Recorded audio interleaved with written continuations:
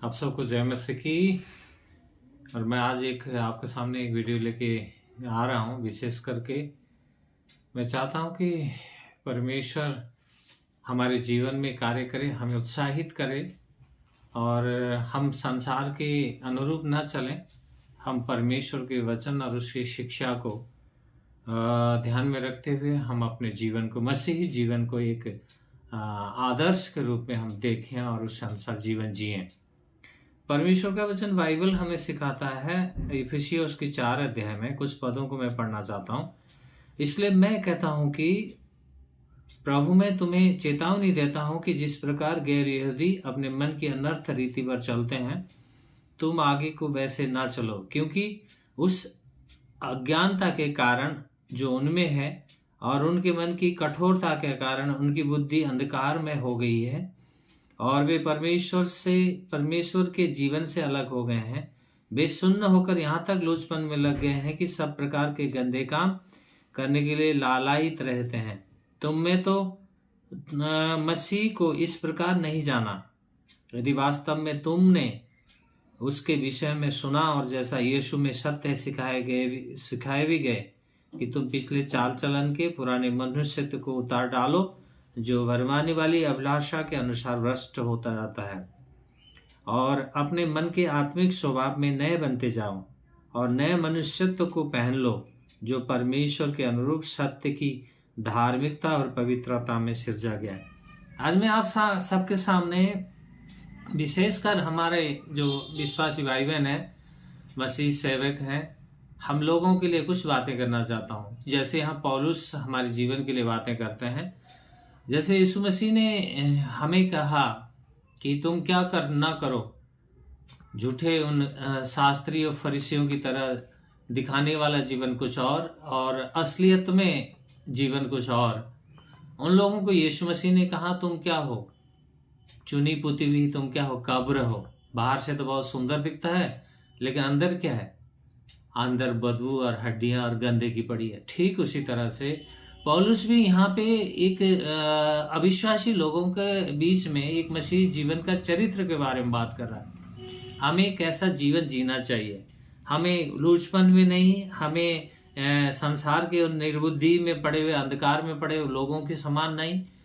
पौलुस लिखते हैं 4:12 में, कोई तेरी युवावस्था को तुच्छ न समझे, परंतु तू वचन, व्यवहार, प्रेम और पवित्रता में विश्वासियों के लिए आदर्श बन जाए। ये विश्वासियों के लिए आदर्श बनने की बात सिर्फ सेवकों के लिए ही नहीं है, ये हम प्रत्येक विश्वासियों के लिए है। परमेश्वर यीशु मसीह का जो जीवन है, यीशु मसीह ने जो हमें शिक्षा दिया, यीशु मसीह ने जो अपने वचनों के द्वारा हमें प्रकाश किया, उन सब बातों को किसके लिए है? सब विश्वास करने वालों के लिए, हमारे लिए है।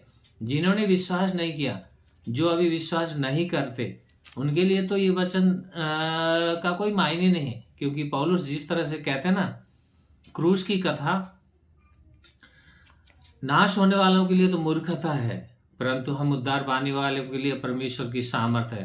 ये हमारे लिए है।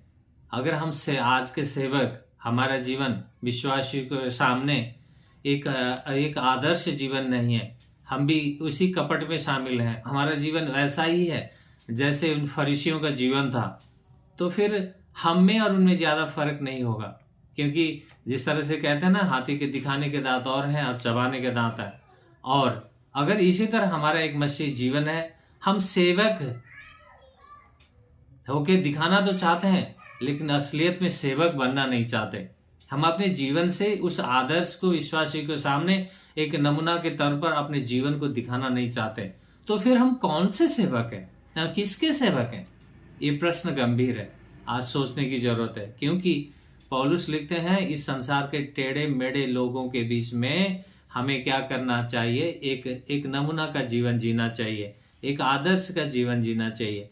लेकिन अगर हम ऐसा ना करके हम क्या करें, हम ज्योति के संतान ना हो करके हमारा जीवन वैसा ही टेढ़ा हो, तो फिर क्या होगा? आज बहुत से निकटता से, बहुत से गहराई से अगर किसी के जीवन से भी हम झांक के अगर देखें, उनके साथ हमारा जो संबंध, रिलेशन जब गहराई से होता है, निकटता में हम जाते हैं, तभी हम पता चलता है कि हम कहाँ हैं, हमें जड़ें कहाँ हैं।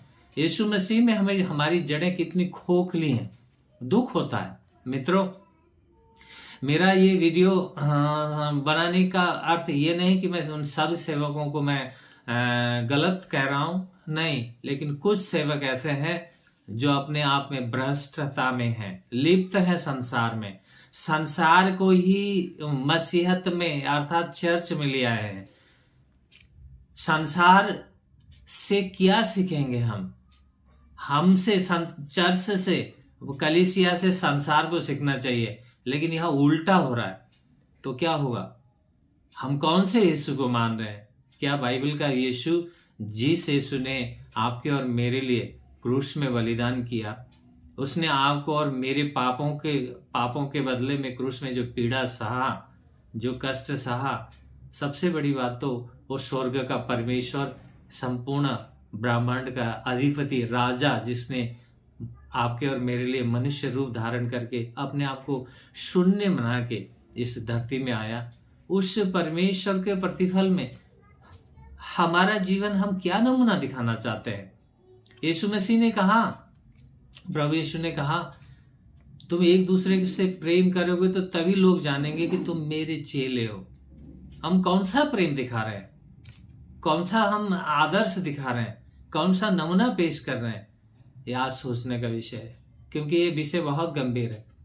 अगर परमेश्वर ने हमें कुछ भेड़े, कुछ आत्माएं दे रखी है, जिनको हमें उचित समय में भोजन देना है, उनकी रखवाली करना है, उनका हेरचाह करना है, उनके हर तरह से आत्मिक उन्नति में उनको सहायता करना है, तो आपकी और मेरी जिम्मेदारी बहुत बड़ी है। हम अपने पूरे राज्य को, अपने पूरे साम्राज्य को बनाने के लिए नहीं है। हम परमेश्वर के राज्य में, परमेश्वर के उस राज्य में हमारा कुछ योगदान हो, इसलिए है। आज लोग अपने ही साम्राज्य बनाने में लगे हुए हैं, अपने ही विषय में लगे हुए हैं। समस्या क्या है? वचन कुछ कहता है, वचन कह रहा है, देखो, तुम्हारा जीवन एक निष्कलंक होना चाहिए, तुम्हारा जीवन एक नमूना का जीवन होना चाहिए, तुम्हारा जीवन एक ऐसा निर्विवाद जीवन होना चाहिए। इस कुटिल और भ्रष्ट पीढ़ी के बीच में तुम एक आदर्श बनो, एक निष्कलंक संतान बन करके यीशु की पद चिन्हों पे चलो। वचन ये कहता है। हम क्या कर रहे हैं? हम किसके पद चिन्हों में चल रहे हैं? ये बहुत गंभीर प्रश्न है, गंभीर विषय है। आज बहुत से सेवक तड़प रहे हैं। बहुत से सेवक संसार में गरीबी के कारण, सेवकाई में सहायता न होने के कारण सेवकाई छोड़ करके अन्य स्थानों में जाने के लिए मजबूर हैं। और कुछ सेवक ऐसे हैं जिनके पास संपूर्ण है, अय्यासी का जीवन है, उनका विलासिता का जीवन, फिर भी उनको परमेश्वर का कोई भय नहीं है, कोई डर नहीं है, कोई फिक्र नहीं है। एक आदर्श बनने के लिए, आदर्श जीवन, एक नमूना का जीवन बनाने के लिए कोई सोच नहीं है। मुझे कई बार लोगों को देख करके लगता है, काश इनका जीवन नया जन्म पाया हुआ जीवन होता तो कितना भला होता। हो सकता है वो नया जन्म पाए हुए मसीह कहते होंगे, हो सकता है वो हम उद्धार पाए हुए मसीह कहते होंगे, लेकिन असलियत में उनके जीवन से, उनके कार्य से, उनके व्यवहार से मित्रों नहीं दिखता। क्योंकि यीशु मसीह ने इसीलिए कहा, फलों से जाना जाएगा एक वृक्ष वो कितना अच्छा है। उसके पत्तों से, पेड़ से, टहनियों से, उसके बड़े होने से, बाहरी सुंदरता से उस पेड़ की अच्छाइयां नहीं जानी जाएगी, लेकिन उसके फलों से, उसकी सच्चाई और उसकी मिठास उसके फलों से जानी जाएगी कि वो पेड़ कितना अच्छा है। आज कई लोगों के जीवन में, विश्वासी के जीवन में, सेवकों के जीवन में, उनके हृदय इतने कठोर हैं। वचन कहता है, तुम धार्मिकता की बीज बो, करुणा की कटनी काटो और अपनी प्रतिभूमि को जोतो, तोड़ो उसको, लेकिन वो तैयार नहीं है। हो या तो वो जानबूझ करके जो उनके जीवन में हठीपना है उसके कारण हो सकता है, या तो ऐसा लगता है कि उन्होंने उद्धार पाया ही नहीं, या उन्होंने नया जन्म पाया ही नहीं, ऐसा मुझे लगता है। इसलिए मित्रों, हमने अगर उस क्रूस पे यीशु को अपनी आंखों से देखा है, वचन के द्वारा हमने अगर देखा है, हमने उस पीड़ा को अगर हमारी उस पीड़ा को हमने अनुभव किया है, हमारे जीवन में कुछ अगर कष्ट, उस पीड़ा को थोड़ा सा भी अनुभव है, तो हम संसार और संसारिकता की चीजों में उलझेंगे नहीं। क्योंकि जिस तरह से एक मछली पकड़ने के लिए कांटे में थोड़ा सा चारा डाल के हम पानी में डालते हैं तो मछली फंस जाता है, उसी तरह ये संसार हमें फंसाने के लिए वही जाल, वही कांटा डाल रहा है। लेकिन मित्रों, हमें सजग होने की जरूरत है। अगर हम सेवक हैं, अगर हम विश्वासी हैं, विश्वासी ही तो सेवक होता है। क्योंकि प्रभु यीशु ने एक महान आदेश में, ग्रेट कमीशन जिसको हम लोग अक्सर कहते हैं, मत्ती 28 अध्याय में 18 से लेकर 20 पद में अगर देखें तो सबको आदेश मिला है। जो कोई विश्वास करने वाले लोग हैं उनके लिए आदेश है कि जाओ, सुसमाचार प्रचार करो, चेला बनाओ। हम क्या कर रहे हैं? कौन से चेले बना रहे हैं? किस प्रकार के चेले निर्मित हो रहे हैं? किस प्रकार का एक उदाहरणीय जीवन हम दिखा रहे हैं? हम कौन सा नमूना पेश कर रहे हैं? हम अपने अंदर झांक करके जरूर देखें, अन्यथा क्या होगा? एक दिन प्रभु यीशु जी पहाड़ी उपदेश में 7 अध्याय में मत्ती उसका 21 से 23 पद में जिस तरह से प्रभु यीशु कहते हैं कि लोग उस समय कहेंगे, प्रभु हमने तेरे नाम में अद्भुत कार्य किए, हमने तेरे नाम में भविष्यवाणियां की, हमने तेरे नाम में दुष्टात्मा को निकाला, हमने तेरे नाम में बीमारों को चंगा किया, हमने बहुत अद्भुत कार्य किए। लेकिन उस समय अगर यीशु मसीह कहे कि मैंने तुम्हें कभी नहीं जाना, तो हमारा क्या हाल होगा? क्या हर्ष होगा? तो इसीलिए मैं आपको इस वीडियो के द्वारा मैं सचेत करना चाहता हूं, क्योंकि ये सोने का समय नहीं है, जगने का समय है। हमें सचेत होने का समय है। यीशु मसीह द्वार में खटखटा तो रहे हैं, लेकिन हम सुनना ही नहीं चाहते। हमने कानों को बंद कर रखा है, हमने आंखों में पट्टी बांध रखी है। हम अपने आप को बहुत बुद्धिमान समझते हैं, अपने आप को बहुत ज्ञानी और बहुत बड़े हम सेवक और प्रचारक समझते हैं। तो मित्रों, एक बार गौर करके शांति से अपने आप के, अपने अंदर, हमारे अंदर झांक करके देखना होगा कि वास्तविकता क्या है, सच्चाई क्या है। एकांत में अकेले बैठ के सोचें, कि आप अकेले बैठ के सोचेंगे तो आप पाएंगे असलियत में आप हैं कौन? उन फरीसियों की तरह है, या सचमुच में एक नया जन्म पाया हुआ, एक उद्धार पाया हुआ एक मसीह की तरह जीवन जी रहे हैं? हमारा जो आदर्श है यीशु मसीह, हमारा एक निशान है, वो क्रूस है, उसके अलावा कुछ नहीं हो सकता। यीशु मसीह ने इसी कारण से कहा, उस समय यीशु मसीह क्रूस पे नहीं चढ़ाए गए थे। लूका 14 अध्याय को अगर पढ़े, चेला बनने का विषय में बड़े स्पष्ट शब्दों में यीशु मसीह ने कहा, कोई अगर मेरे पीछे आना चाहे, चेला बनना चाहे तो क्या करे? सबसे पहले अपने आप को इनकार करे। वो इनकार कहां है? वो क्रूस कहां है? हमारी प्राथमिकता, प्रायोरिटी हमारे कहां है? वो हमारी नजरें किस ओर हैं? कहां देख रहे हैं हम? इसीलिए मित्रों, मेरे मन में लगा कि क्योंकि मैं करीब से मैंने कई लोगों के जीवन को देखा, बाहर से दिखने में तो बहुत सुंदर है, अच्छा दिखता है, लेकिन असलियत में जब उनके निकटता में, गहराई में जाते हैं तो ऐसा लगता है कि कुछ और ही है, बहुत भ्रष्ट है, गड़बड़ है। हम लोगों का दोहरा चरित्र नहीं चाहता प्रभु। याकूब की पत्री में परमेश्वर पवित्र आत्मा के द्वारा याकूब के द्वारा लिखवाते हैं कि वो क्या चाहता है? हम उस समुद्र की लहरों की तरह उछलते हुए ना रहें, जो स्थिर नहीं रहती। प्रभु चाहता है हमारे अंदर स्थिरता हो, हमारा मन स्वर्ग की ओर लगे। क्योंकि इसलिए प्रभु यीशु ने भी कहा ना, तुम 2 स्वामियों की सेवा नहीं कर सकते। मित्रों, आज प्रश्न ही है, हम कितने स्वामियों की सेवा करने के लिए तैयार हैं? कितने स्वामियों की सेवा कर रहे हैं हम? कितने स्वामी हैं हमारे? उसने, प्रभु यीशु ने कहा 2 स्वामी स्पष्ट हैं, एक तो धन और एक परमेश्वर।